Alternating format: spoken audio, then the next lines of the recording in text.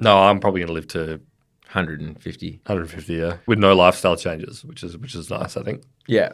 Before we get into it, I do want to say, and I've spoken about this before, some people become 100 millionaires or billionaires, and then, well, in the words of Kanye West before he was cancelled, like, white people, like, get money, go and buy a business. Get money, don't spend it. There's those, they just reinvest in some never-ending quest to, I guess, like, make number go up.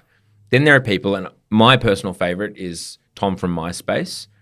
He took up photography and just kind of travels the world taking nice photos. Yeah.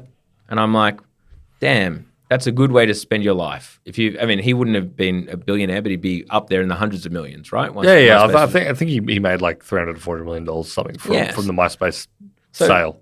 Plenty of cash, and as we've discussed previously, in order to just beat a high interest savings account, which with that much money, obviously you're making your money work a little harder than that. But in order to beat that, he's got to be spending 30 to 40 grand a day to like beat the interest rate, to make the money go down. It ain't happening. So what does he do? He travels the world taking lovely photos of like waterfalls and birds. Yeah, he's like, I'm in Mozambique. Yeah. It's like, good for you, my time from MySpace.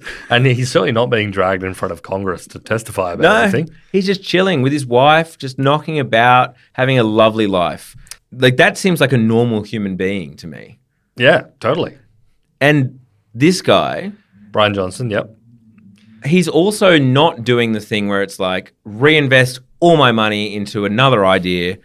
Let's go again. Let's amass back on the carousel. Power. Yeah. He's like, no, I'm dedicating all my money and energy into living as long as I can. Yeah.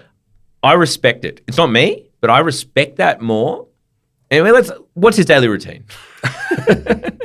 So before I get into a daily routine, I think it's probably worthwhile talking a little bit about what he looks like currently. Because I think that this is why he's suddenly appeared in the media a lot. They're like, this is the tech billionaire who wants to live in perpetuity, wants to live forever, or dramatically extend his lifespan and keep his biological age, as he describes it, as like, much younger than he is. Anyone can be 35.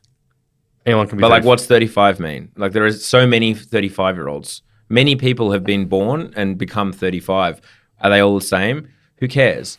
What are their biological age? That's what I care about. That's it, exactly. So he's 45 years old, Brian Johnson. He's been doing this little routine he's been doing for a few years now at this point. Yeah. Butane. Well, look, I'll show you a picture of him, and I want you to just describe to me, if you saw this person, what would be your sort of assumption about them? What kind of person would you think they are? Yeah. And, God. See, I'm not actually that familiar with this story. Okay. So for starters, I'd say he looks, I'm going to be honest, he looks like someone in their early 40s to mid 40s, but with just very smooth skin. That is what he looks like. No, totally. He looks a little bit androgynous, I will say. I feel like the clothing leans into that. Yeah. Longish hair, but like incredibly smooth skin. That to me is a standout feature. The skin is smooth. Yeah. This is what he looked like before he undertook his procedure. We actually looks like a normal guy. Yeah, Like, totally. he looks kind of like, I don't know how old he is in that photo, but he looks maybe 37. Yep. I think it was a few years ago. And this is what he's become. Between that photo that I just saw of him normal and now he looks older, but it doesn't help that he's wearing like a slightly over, like his neck has shrunk seemingly. His neck has become skinnier, which then creates all these weird angles in the neck, in the throat area. Well, it doesn't help that a lot of the photos he takes seem to be like incredibly high contrast in extremely brightly lit spaces. That makes it look like he's something out of a science fiction novel or something. Yes. But there's going to be something in the show notes where you can look at a photo of this guy. You can just Google Brian Johnson. But he kind of looks like a weird androgynous cyborg alien. Yeah. He looks like, an alien putting on human skin. Yeah. New human skin, I guess. That was bold. He doesn't look that bad. He just looks like a robot that has put on a human skin suit. Yeah.